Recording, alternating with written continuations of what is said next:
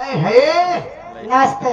ना बोला काहे बदे ना बोला काहे हो बोलबे लगा अरे काहे बदे ना बोलबा पगली करे घरे घरे वो काहे बदे न्योता लेके न्योता लेकर आया। हां बारात मालिक है नौका चकल की न्योता दे आया। अच्छा तोरे घरे न्योता लेके जन दुआरे तोरे पहुंचे तई देखे तोरे बाबू चार पाई बैठा रहे तब कहा देखते मान हमका भुनभुनाए लागे जब बनाई ना बे आना सोचा लग रहा लेकिन न्योता लेकर आया ना तब का और बाबू हमेशा तो जुगाड़ से आए महारा बना है। एक बात जान ले का जाले तोरे दुआरे संध्या सुबेरे जब दो चार छह नहीं आवत जाते फिर का बा ई सब तोरे बाप के व्यवहार ना वा तब ई सब तोरे माइक व्यवहार आ अरे आप सब जान ले करे माइक व्यवहार एकरे दुआरे पहुंच जब एकर माइक देखते मान चार पाई बिछाई दे तब का भी चदरा बिछाई दे हाँ बैठा दे नहीं भौंकी पानी लोटम मुतासा ए लोटम पानी भौकी बतासा मुतासा का आया है। हाँ, वो बतासा। हाँ एकर माई हमारे बड़े लेके आ गए भौंकी ये बड़ा बड़ा कोई बतासा अच्छा तोरे माई तूनो बतासा दे ए! हमार राज खुली जाए जब कसम से कहा थे तोर बबुओ ना दे पाए तोर माई तूनो बतासा मोरे खतवा भेज दिए कैसे भाषण था ना यानी भौकी लेके आई है। हाँ, एक बात का हो तोरे माई बतासा बहुत दिन था ना ये बताओ है जगाड़ो तब बतासा तीन पद का जब मैं तोर बाबू हम कदे के जरमन भर की आवत बतासा खाई पाई करो जाबा तोरे बड़े घर रहेंगे उतर लेके ही बड़े हाँ। खाने तोरे ऊपर है अब तन क्यों नहीं गुस्सा नहीं तू आई जो खुश रही है खुश हो गया। हाँ काहे की तो का सेवा करे बड़े याद करे रहे ना हाँ हो तू आए ओबू की बारातियों की सेवा के करी सही है। तो आए बाटू तो 2 मिनट के डांस 3 मिनट के गाना ओकरे बाद टाटा बाय बाय अच्छी बात है। अब की बार आओ तो तोहार बता मान सकता जाओ। हम देखो तो यहाँ पे हमारे अमन कुमार उनकी तरफ से 11 रुपया पुरस्कार प्राप्त हुआ है जो कि आप जिला पंचायत का आप चुनाव लड़ेंगे। कनौजिया साहब अमन कुमार चौरसी कनौजिया जी आप 11 रुपया पुरस्कार दे रहे हैं। वही आ गए साहब जगत बहादुर पटेल जी लड़का के मामा साहब 51 रुपया पुरस्कार प्राप्त हुआ है। क्या बात है। पार्टी हार्दिक शुक्रिया अदा करती है। ये है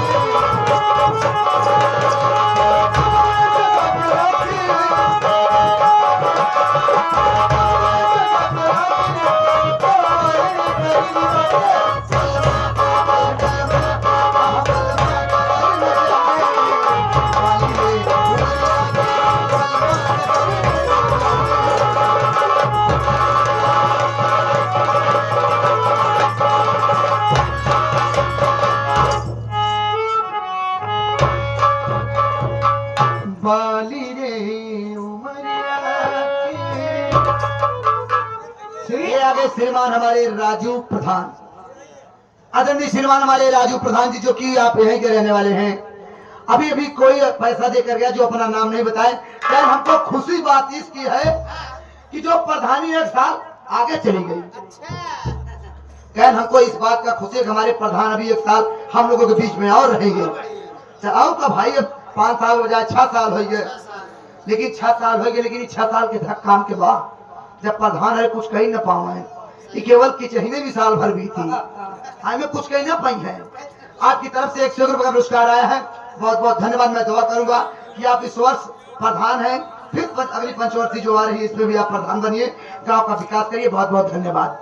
तो आप सेवा में लग जाओ। वही हमारे अमन कुमार कनौजिया साहब, जो कि आप जिला पंचायती चुनाव आप लड़ना चाहते हैं, वार्ड नंबर 37 से। जी हाँ। हाँ, 11 रुपया पुरस्कार हमारी पार्टी अधिक शुक्रिया करती है। यही ये जी देखिए, एक छोटी सी गजल से शुरुआत करूंगी। गजल से? कैसी गजल है आप सुना? देखिए हमारे मास्टर साहब दिखाने कैसे। जी हाँ। आप बताओ।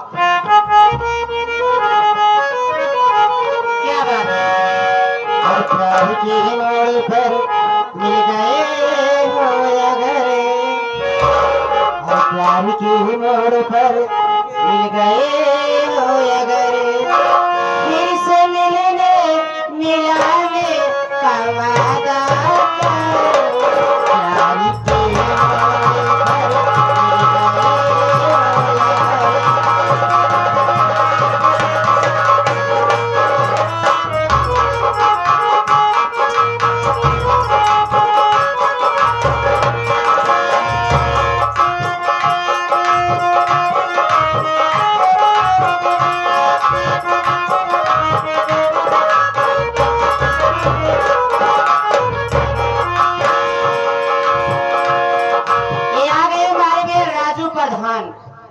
ये राजू प्रधान जी की तरफ से शानदार 100 रुपये पुरस्कार आशीर्वाद कामना करती हूँ।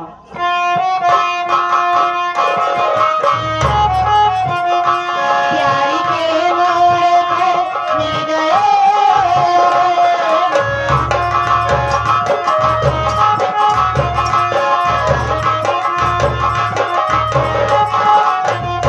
प्यारी के मोड़ पर मिल गए, फिर से मिलने मिलाने का वादा करो।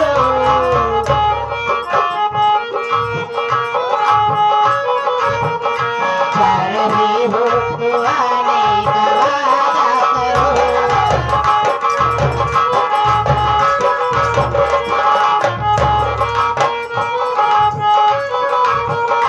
जा रहे हो तो आने का वादा करो।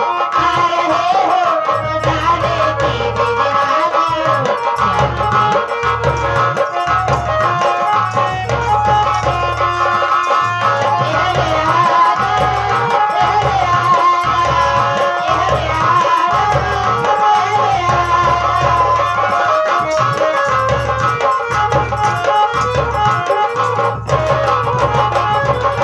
जी आगे धनी सिलवान हमारे रामचंद्र यादव जी, हमारे शिवशंकर यादव जी और हमारे जेपी गुप्ता जी, आप तीनों मान के भाव की तरफ से 51 रुपए का पुरस्कार आया हुआ है। चाचा जी को बहुत बहुत धन्यवाद। आप सब हमारे बहुत बड़े फैन हैं, आप सब बराबर वीडियो देखते हैं हमारी, आप सभी को बहुत बहुत धन्यवाद। कहना आपको आज साक्षात लगे देखा था रहमान बेटा, बहुत अच्छा लगा, नहीं तो वीडियो में देख के काम चला ले थी। वही छाया हुआ नाम हमारे श्री मूलचंद पटेल साहब लड़किया के मामा साहब, जो हरिया से आप आए हुए हैं।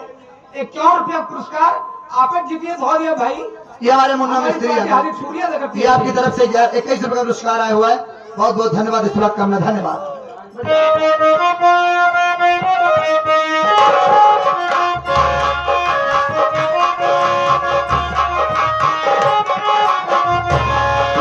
के मोरे पर मिल गए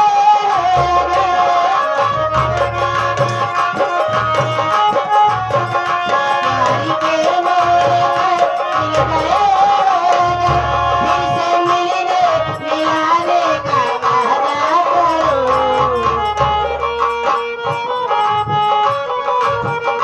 जा रहे हो तो आने का वादा करो जा रहे हो तो आने का वादा करो आ गए हो तो जाने की गिरा करो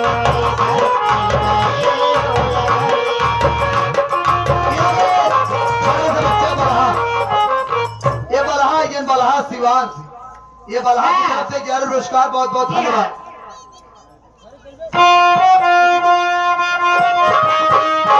जा रहे हो तो आने का वादा करो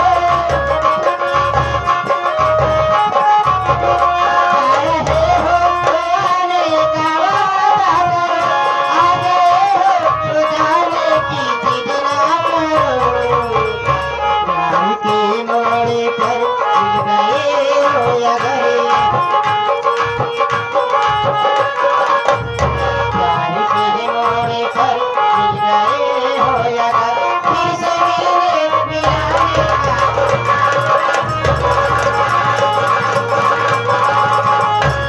ये गुलाम स्वरूप परसा के पूरे से चलकर आए हैं। आज की महफिल के शहंशाह दूल्हे राजा के मौसा जी, आप परसा के पूरे के रहने वाले हैं जी।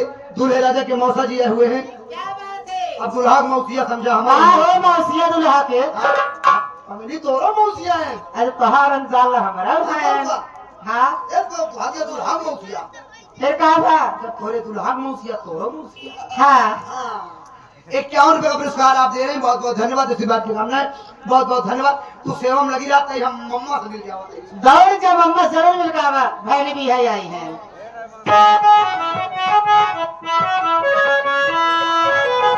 कहाँ हो गया? कहाँ हो दादा?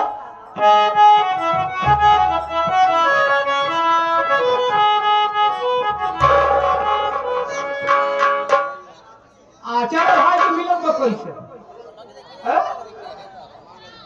बारे चाचा मिला